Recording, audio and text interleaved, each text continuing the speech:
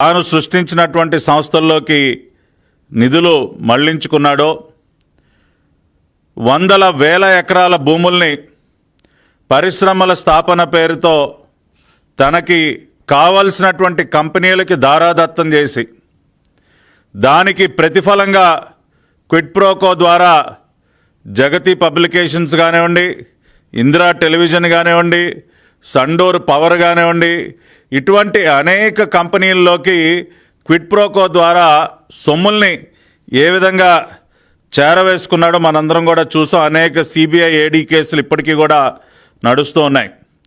దానికి సంబంధించినటువంటి ఒక ఉదాహరణే బ్రహ్మణి స్టీల్స్. మరి కడప జిల్లాలో తానేదో కొన్ని వేల మందికి ఉద్యోగాలు కల్పించడం కోసం, ఉపాధి కల్పించడం కోసం పెద్ద పరిశ్రమని తీసుకువస్తున్నానన్న ఒక భ్రమని సృష్టించి ఆ రోజున దాదాపుగా 14,000 ఎకరాల భూముల్ని ఆ రోజున బ్రహ్మణి స్టీల్స్కి కట్టబెట్టినటువంటి వైనం. అంటే పరిశ్రమల స్థాపన ముసుగులో జగన్ రెడ్డి ఏ విధంగా లూటీ చేశాడన్నదానికి ఒక ప్రత్యక్ష ఉదాహరణ బ్రహ్మణి స్టీల్స్.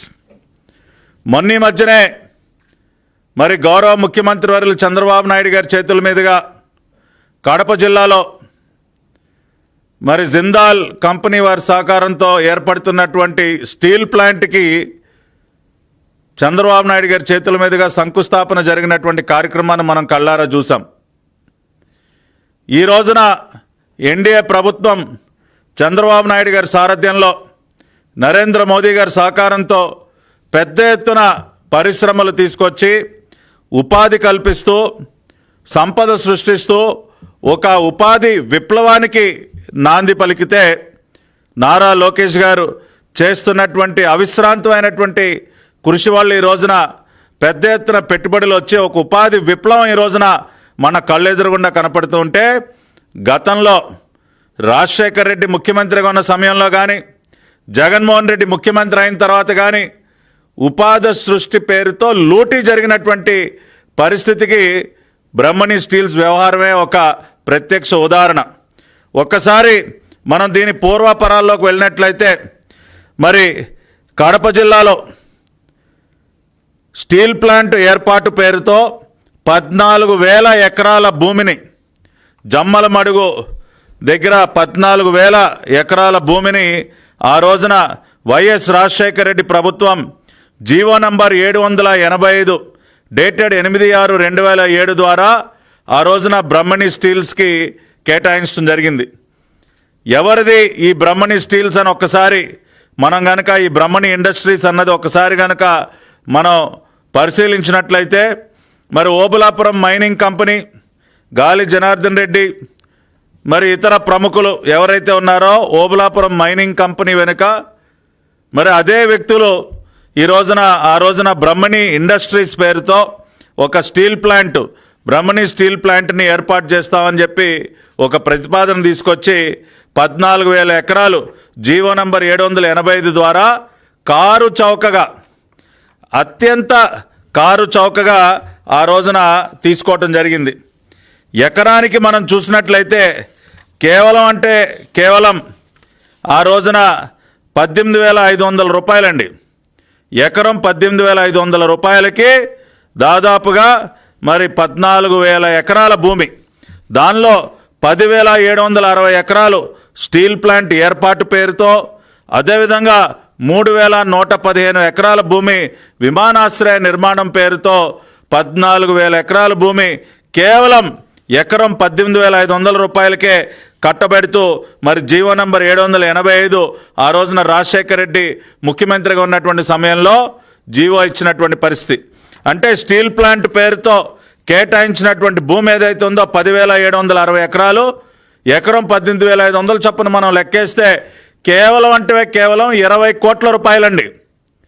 కేవలం 20 కోట్ల రూపాయలకి 10,760 ఎకరాల భూమి స్టీల్ ప్లాంట్ పేరుతో కట్టబెడితే, ఈ రోజుకి కూడా ఒక్క ఇటుకరాయి కూడా దానిలో పెట్టని పరిస్థితిలో ఈ రోజున ఎన్డీఏ ప్రభుత్వం చంద్రబాబు నాయుడు గారి ప్రభుత్వం ఆ భూమిని తిరిగి మళ్ళీ వెనక్కి తీసుకోవటం జరిగింది. ప్రజల సొత్తు ఏదైతే ఉందో, రాష్ట్ర ప్రభుత్వ ఆస్తి ఏదైతే ఉందో, మరి జగన్మోహన్ రెడ్డి యొక్క లూటీకి బలైపోయినటువంటి దాదాపుగా 14,000 ఎకరాల భూమి ఏదైతే ఉందో దానిని కడప జిల్లా కలెక్టర్ గారు చెరుకూరు శ్రీధర్ గారి ఆదేశాల ద్వారా ఇవాళ న్యాయస్థానాల్లో ఉన్నటువంటి అన్ని ఆటంకాలు తొలగించుకొని ఈ రోజున మళ్ళీ కూడా ప్రభుత్వ ఆస్తిగా, ప్రజల ఆస్తిగా మారినటువంటి పరిస్థితి ఇవాళ మనం గమనించాలి. ఆ రోజున తమ ఖజానాన్ని నింపుకోవడం కోసం, తమ జేబులు నింపుకోవడం కోసం పెట్టుబడుల పేరుతో 1,000 ఎకరాల భూమిని తనకి కావలసినటువంటి వ్యక్తులకి దారాదత్తం చేసి దోచిపెట్టి క్విట్ ప్రోకో ద్వారా మళ్ళీ కూడా తన ఖాతాల్లోకి సొమ్ము మళ్లించుకుని ఒక్క ఇటుకరాయి కూడా పెట్టకుండా, ఒక్క ఉద్యోగం కూడా సృష్టించకుండా ఆనాటి భూ కేటాయింపులు ఏవైతే జరిగాయో ఆ భూమిని మళ్ళీ కూడా అటువంటి భూబకాసురుల కబంధ హస్తాల నుంచి విముక్తి కల్పిస్తూ ఈ రోజున చంద్రబాబు నాయుడు గారి ప్రభుత్వం, ఎన్డీఏ ప్రభుత్వం వెనక్కి తీసుకుని మళ్ళీ దాన్ని ప్రజల ఆస్తిగా, ప్రభుత్వ ఆస్తిగా మార్చినటువంటి సందర్భం ఇవాళ మనం చూస్తూ ఉన్నాం. ఆ రోజున మీరు చూసినట్లయితే జరిగినటువంటి పరిణామాల క్రమం, జగన్మోహన్ రెడ్డి ఒక ముఖ్యమంత్రి కొడుకుగా ఆ రోజున వ్యవహరిస్తూ ఒక అనాథరైజ్డ్ పవర్ సెంటర్గా మారిపోయి, ఒక డిఫాక్టో సీఎంగా మారిపోయి ఆ రోజున అన్ని వ్యవహారాల్లో ఏలు పెడుతూ అనేక అక్రమాలకి పాల్పడినటువంటి సంగతి ఒక్కసారి మనం గుర్తు చేసుకోవాలి. దానిలో ప్రధానమైనటువంటిది ఓబులాపురం గనుల్లో జరిగినటువంటి అక్రమ తవ్వకాలు, ఓబులాపురం మైనింగ్ కంపెనీ, అదేవిధంగా ఈ బ్రహ్మణి స్టీల్స్ యొక్క ఏర్పాటు. 10/6/2007 బ్రహ్మణి స్టీల్స్కి మరి శంకుస్థాపన జరిగింది. దానికి ముందే నేను చెప్పినట్టు 8/6/2007 మరి జీవో నంబర్ 765 ద్వారా 785 ద్వారా 10,760 ఎకరాల భూమి కేటాయింపు జూన్ 8, 2007 జరిగితే 8/6/2007 జీవో విడుదల చేస్తే 10/6/2007 శంకుస్థాపన కూడా చేసినటువంటి కార్యక్రమం. ఆ శంకుస్థాపన కార్యక్రమంలో స్వయంగా వైఎస్ జగన్మోహన్ రెడ్డి పాల్గొన్నటువంటి చిత్రం. ఆ రోజున ఏంటండి జగన్మోహన్ రెడ్డి గారికి ఉన్నటువంటి హోదా ఏంటి, అధికారిక హోదా ఏంటి? ఆ రోజుకి ఆయన ఉన్న ఒక ఎంపీయా, ఒక ఎమ్మెల్యేనా, ఒక మంత్రా? ఏ హోదాలో? ఒక అధికారిక కార్యక్రమంలో ఏ హోదాలో పాల్గొన్నాడు జగన్మోహన్ రెడ్డి? జగన్మోహన్ రెడ్డి మొట్టమొదటిసారి ఎంపీ అయింది 2009లో. మరి జూన్ 10, 2007 జరిగిన బ్రహ్మిణి స్టీల్స్ శంకుస్థాపన కార్యక్రమంలో ఇదిగోండి జగన్మోహన్ రెడ్డి గారు ముఖ్యమంత్రి, ఆనాటి ముఖ్యమంత్రి రాజశేఖర రెడ్డి గారు పక్కన నుంచి కొబ్బరికాయ తీసుకుని కొబ్బరికాయ కొడతా ఉన్నాడు. ఒక సెంటర్ ఆఫ్ అట్రాక్షన్గా ఆ రోజున మిగతా కేబినెట్ మంత్రులందరినీ పక్కన నెట్టి అన్నీ తానే శంకుస్థాపన కార్యక్రమాన్ని ఏ విధంగా నడిపించాడో చూడండి. What mister Jagan Reddy, mister జమోరే, ఏంటి మీకు ఆ ఇంట్రెస్ట్? ఏ హోదాలో మీరు పాల్గొన్నారు? ఏ హోదాలో ఏంటి మీకు ఆ ఇంట్రెస్ట్ అని ఒకసారి ఆలోచిస్తే క్విట్ ప్రోకో మీ ఇంట్రెస్ట్ సార్. బ్రహ్మణి స్టీల్కి ఆ రోజున ఊరికనే కేవలం ఎకరా 18,500 రూపాయలకి 10,400 ఎకరాల భూమి ఊరికనే ఇచ్చారా మీరు? దేనికి ఇచ్చారు? దేనికి అంటే ఓబులాపురం మైనింగ్ కంపెనీలో ఏదైతే మైనింగ్ జరుగుతూ ఉందో దానికి సంబంధించి 50% మరి మీ బినామీలకు, మీ ఆప్తులకు చెందినటువంటి కంపెనీ అయినటువంటి red gold enterprises, RR global, red gold, ఈ కంపెనీలు ఏవైతే ఉన్నాయో, ఏమండి జగన్మోహన్ రెడ్డి గారు, జమోరీ గారు గుర్తుంది కదా? ఆర్ఆర్ గోల్డ్ ఏంటో, ఆర్ఆర్ గ్లోబల్ ఏంటో, రెడ్ గోల్డ్ ఏంటో, ఈ కంపెనీలు ఎవరై సార్? మీ ఆత్మ, మీ తాడేపల్లి ప్యాలెస్ గుమస్తా సజ్జల రామకృష్ణారెడ్డి సోదరుడైనటువంటి సజ్జల దివాకర్ రెడ్డికి చెందినటువంటి ఆర్ఆర్ గ్లోబల్ ఎంటర్ప్రైజెస్ మరియు రెడ్ గోల్డ్ ఎంటర్ప్రైజెస్ ఏవైతే ఈ కంపెనీలు ఉన్నాయో, దీనిలో ఉన్నటువంటి రెడ్ గోల్డ్ ఎంటర్ప్రైజెస్కి ఓబులాపురం మైనింగ్ కంపెనీ వాళ్ళు మైనింగ్ చేసేటటువంటి ఐరన్ ఓర్ ఏదైతే ఉందో దానిలో 50% Obulapuram mining company entered into an agreement with Red Gold Enterprises to deliver to them 50% or half the quantity of the mined ore at cost price. Obulapuram గనుల్లో తవ్వకాలు చేసి దాని ద్వారా వచ్చినటువంటి ఐరన్ ఓర్ ఏదైతే ఉందో 50% ఈ రెడ్ గోల్డ్ ఎంటర్ప్రైజెస్కి చెందుతుంది, రెడ్ గోల్డ్ ఎంటర్ప్రైజ్కి ఇవ్వాలి అని చెప్పి ఇదిగోండి మీరు చేసుకున్నటువంటి ఆ రోజున జరిగినటువంటి అగ్రిమెంట్ కాపీ. అంటే జగన్మోహన్ రెడ్డికి అత్యంత సన్నిహితులైనటువంటి సజ్జల బ్రదర్స్ ఎవరైతే ఉన్నారో ఆ సజ్జల బ్రదర్స్, సజ్జల రామకృష్ణారెడ్డి, సజ్జల దివాకర్ రెడ్డికి చెందినటువంటి RR global, red gold enterprise ఏవైతే ఉన్నాయో వాటికి ఓబులాపురం గనుల్లో వచ్చేటటువంటి ఐరన్ ఓర్లో 50% ఇవ్వాలని చెప్పి ఏదైతే అగ్రిమెంట్ చేసుకున్నారో ఆ అగ్రిమెంట్ కాపీ చూపిస్తా ఉన్నా. దీనికి ప్రతిఫలంగా 18,500 రూపాయల ఎకరానికి అత్యంత కారు చౌకగా మరి మీరు దాదాపుగా 10,000 ఎకరాల భూమిని బ్రహ్మిణి స్టీల్స్కి కట్టబెట్టిన మాట వాస్తవం కాదు ఆ రోజున. మరి ఈ రకమైనటువంటి పనులు చేసినందుకే కదా మీకు చెందినటువంటి జగతి పబ్లికేషన్స్ ఖాతాలోకి మరి దాదాపుగా 44 కోట్ల రూపాయల సొమ్ములు, అదేవిధంగా ఇందిరా టెలివిజన్ ఖాతాలోకి 30 కోట్ల రూపాయల సొమ్ములు, ఇవన్నీ కూడా మరి ఆర్ఆర్ గ్లోబల్ ఏదైతే ఉందో వాళ్ళు డబ్బులు నేరుగా మీ ఖాతాలోకి వేసిన మాట వాస్తవం కాదా? మీ దిక్కుమాలిన అవినీతి పత్రిక సాక్షి జగతి పబ్లికేషన్లోకి 44 కోట్లు ఊరికనే ఆర్ఆర్ గ్లోబల్లో నుంచి దేనికి వచ్చాయి సార్? మీ బురద ఛానల్ సాక్షిలోకి, ఇందిరా టెలివిజన్లోకి 30 కోట్ల రూపాయలు ఆర్ఆర్ గ్లోబల్లో నుంచి దేనికి వచ్చాయి సార్? ఎందుకు అంటే ఇదిగో ఓబులాపురం మైనింగ్ కంపెనీలో 50% మీ బినామీలకి కట్టబెట్టినందుకు మీరు బ్రహ్మణి స్టీల్స్కి సంబంధించి 10,000 ఎకరాల భూమి కారు చౌకగా ఇస్తే బ్రహ్మణి ఇండస్ట్రీ స్టీల్స్ యాజమాన్యం ఏం చేశారో ఇదే భూమిని బ్యాంకులో తాకట్టు పెట్టి 350 కోట్ల రూపాయల రుణాన్ని ఆ రోజున బ్యాంకులో తీసుకున్న మాట వాస్తవం కాదా? అంటే మీరేమో ఎకరానికి 18,500 చొప్పున కారు చౌకగా భూములు ఇచ్చేస్తారు, 10,000 ఎకరాల భూమి కేవలం 20 కోట్లకి ఇచ్చేస్తారు. అదే భూమిలో కొంత భాగాన్ని బ్యాంకులో తాకట్టు పెట్టి 350 కోట్ల రూపాయలు డబ్బులు తీసేసుకుంటారు. ఆ డబ్బుల్ని వివిధ మార్గాల ద్వారా, వివిధ షెల్ కంపెనీలు, సూట్ కేస్ కంపెనీల ద్వారా ఇచ్చినటువంటి భూమిలో ఒక్క ఇటుక రాయి కూడా పెట్టకుండా వివిధ మార్గాల ద్వారా వాటిని పక్కదారి పట్టిస్తారు. మీ బినామీ కంపెనీలు, మీ నమ్మిన బంట్లో, మీ ఆత్మలకు చెందినటువంటి కంపెనీల ద్వారా మళ్ళీ మీ జగతి పబ్లికేషన్స్, మీ ఇందిరా టెలివిజన్లోకి మళ్ళీ డబ్బులు వచ్చి చేరిపోతాయి. దీన్ని ఏమంటారు మిస్టర్ జమోరే, మిస్టర్ జగన్ రెడ్డి, దీన్ని ఏమంటారు? ఇది పెట్టుబడుల పేరుతో భూములు కేటాయించి లూటీ చేయటం అవునా కాదా అని అడుగుతా ఉన్నా. ఇంతకంటే బహిరంగ సాక్ష్యం ఏం కావాలి?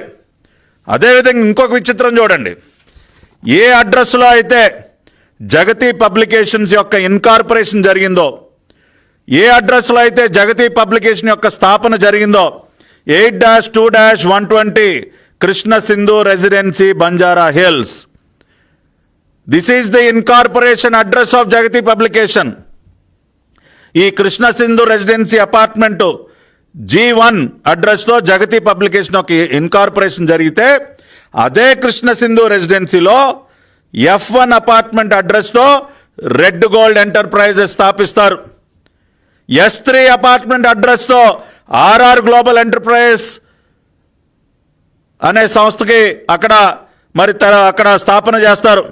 సజ్జల బ్రదర్స్ ఎవరైతే ఉన్నారో సజ్జల దివాకర్ రెడ్డి, సజ్జల రామకృష్ణారెడ్డికి చెందినటువంటి ఆర్ఆర్ గ్లోబల్, రెడ్ గోల్డ్, జగతి పబ్లికేషన్స్ ఒకే బిల్డింగ్లో ఎట్లా వచ్చేసాయి సార్? మీకు సంబంధం లేకుండానే జరిగినాయి అన్నీ. Krishna Sindhu residency Banjara hills 8-2-120 address కరెక్టేనా జగన్ రెడ్డి? ఇదే అడ్రస్లో కదా నీ దిక్కుమాలిన అవినీతి పత్రిక జగతి పబ్లికేషన్స్ యొక్క స్థాపన జరిగింది. అదే అడ్రస్లో రెడ్ గోల్డ్ పెట్టేస్తావు, ఆర్ఆర్ గ్లోబల్ పెట్టేస్తావు.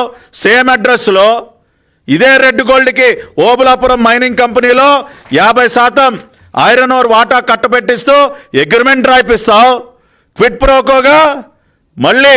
మరి అదే ఓబులాపురం మైనింగ్ కంపెనీ గాలి జనార్దన్ రెడ్డి బ్యాచ్కి చెందినటువంటి బ్రహ్మణి ఇండస్ట్రీస్కి కారు చౌకగా 18,500 రూపాయలకి ఎకరానికి దోచిపెట్టేసి కట్టబెట్టేసి కేవలం 20 కోట్ల రూపాయలకి 10,000 760 ఎకరాల భూమిని కట్టబెట్టి స్వయంగా వెళ్ళి దగ్గరుండి కొబ్బరికాయ కొడతావా?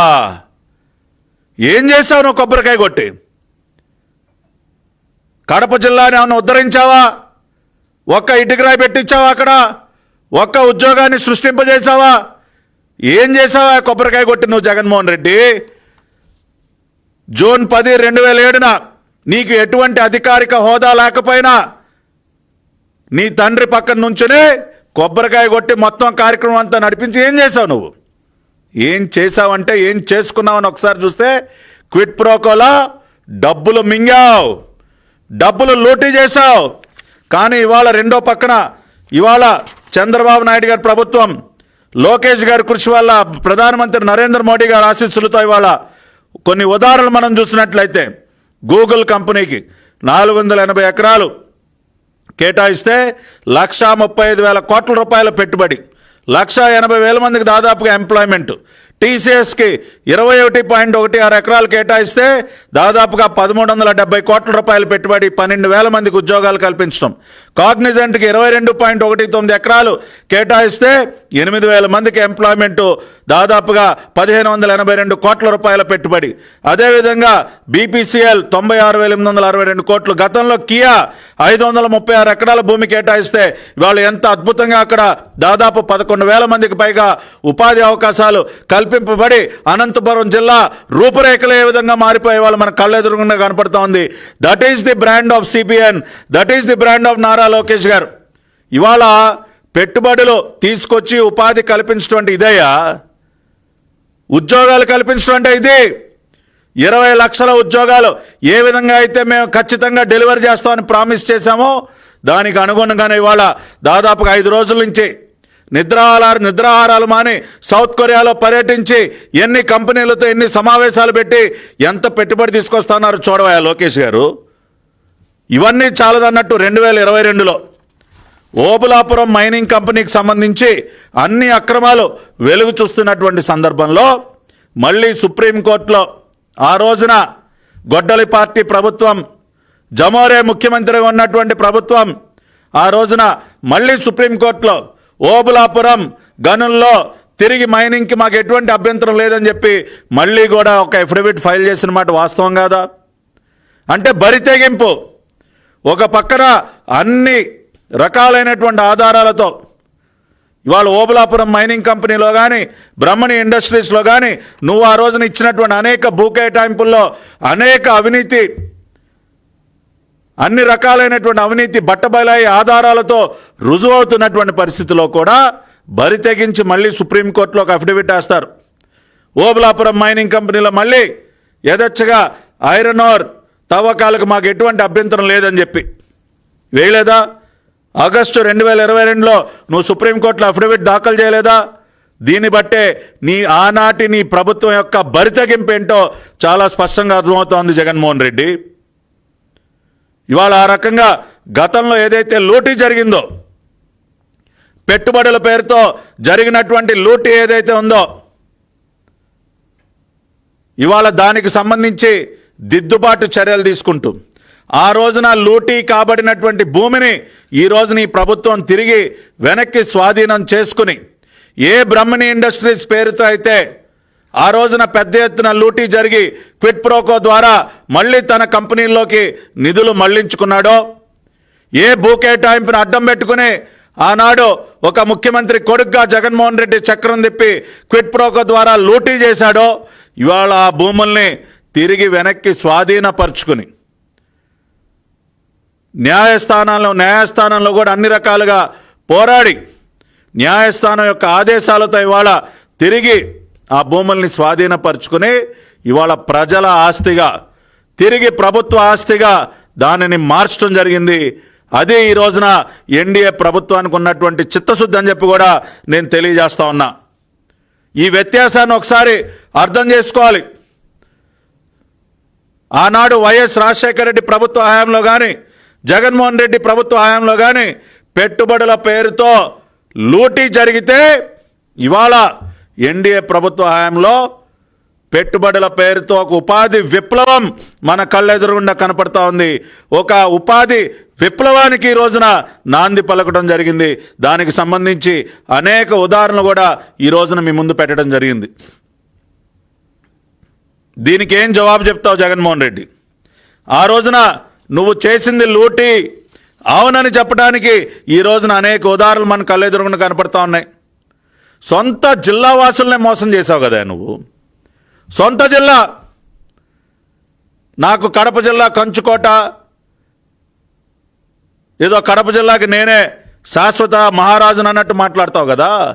నీ సొంత జిల్లా వాసుల్ని మోసం చేసి 10,000 ఎకరాలకు పై 14,000 ఎకరాలు భూమిని దోచుకోవడానికి నీకు సిగ్గుండక్కర్లేదా? ఇవాళ చూడు, చిత్తూరు జిల్లా కుప్పం నియోజకవర్గం చూసి నేర్చుకోవా నువ్వు. చంద్రబాబు నాయుడు గారు మొన్నే 3 రోజులు పర్యటించి వచ్చారు. మనం పుట్టినటువంటి గడ్డని ఎలా అభివృద్ధి చేయాలన్నది కావాలంటే వెళ్ళి కుప్పంలో చూసి నేర్చుకో. ఇవాళ మంగళగిరి నియోజకవర్గాన్ని ఏ రకంగా దాని రూపురేఖలు మారుస్తూ ఉన్నారో లోకేష్ గారిని చూసి నేర్చుకో. నువ్వేంటాయా సొంత జిల్లాలు కూడా వదిలిపెట్టకుండా, నీ సొంత ప్రజలను కూడా వదిలిపెట్టకుండా, సిగ్గు లేకుండా లూటీ చేసి ఇంకా నేను కడప జిల్లా ముద్దుబిడ్డని, నేను కడప జిల్లా సింహాన్ని, ఎందుకే నీకు ఆ టైటిల్స్ అన్నీ? అందుకనే గొడ్డలి పార్టీ నెవర్ అగైన్ అని అంటా ఉన్నాం. ఎన్డీఏ అగైన్ అండ్ అగైన్ అని ప్రజలు అంటా ఉన్నారు. గొడ్డలి party never again, NDA again and again. ఇవాళ ప్రజల్లో ఆ నినాదం మారుమ్రోగుతా ఉందంటే ఇదిగో ఇటువంటి అనేక ఉదాహరణలు చూసిన తర్వాత, నువ్వు చేసినటువంటి అనేక దోపిడీలు లూటీలు అర్థం చేసుకున్న తర్వాత ఇవాళ ఆ నినాదం ప్రజల్లో మారుమ్రోగుతా ఉంది జగన్ రెడ్డి. కాబట్టి ఈ వాస్తవాలన్నీ కూడా ఒక్కసారి మీకు గుర్తు చేయాలి. గతంలో పెట్టుబడుల పేరుతో, ఉపాధి కల్పన పేరుతో ఏ విధంగా లూటీ జరిగిందనటానికి బ్రహ్మణి స్టీల్స్, బ్రహ్మణి ఇండస్ట్రీస్కి కేటాయించినటువంటి భూములు, ఆ తర్వాత జరిగినటువంటి క్విడ్ ప్రోక్ ఏదైతే ఉందో అదే ఒక ప్రత్యక్ష ఉదాహరణ. కానీ ఈ రోజున పెట్టుబడుల విప్లవం ఏ విధంగా జరుగుతుంది అనటానికి అనేక ఉదాహరణలు ఇందాక నేను చెప్పాను. గూగుల్ కానీ, Arcelor Nippon Mittal steel plant కానివ్వండి, టీసీఎస్ కానీ, కాగ్నిజెంట్ కానీ పారదర్శకంగా ఇవాళ స్పీడ్ ఆఫ్ డూయింగ్ బిజినెస్ అనే నినాదంతో పెట్టుబడులు రాష్ట్రానికి తీసుకొచ్చి అత్యంత పారదర్శకంగా కొన్ని లక్షల ఉద్యోగాలు సృష్టిస్తున్నటువంటి ఈ విషయాన్ని, ఈ అంశాన్ని, ఈ వ్యత్యాసాన్ని, 2 ప్రభుత్వాలకి 2 వ్యక్తులకి మధ్య ఉన్నటువంటి వ్యత్యాసాన్ని కూడా ప్రజలకు ఒకసారి తెలియజేయాలి, గుర్తు చేయాలన్న ఒక ఆలోచనతో ఈ రోజున ఈ మీడియా సమావేశాన్ని ఏర్పాటు చేయడం జరిగింది. కాబట్టి ఈ విషయాలన్నీ కూడా ఒక్కసారి ప్రజలందరూ కూడా గమనించాలని కోరుకుంటూ మీ అందరి దగ్గర సెలవు తీసుకుంటున్నాను. నమస్కారం.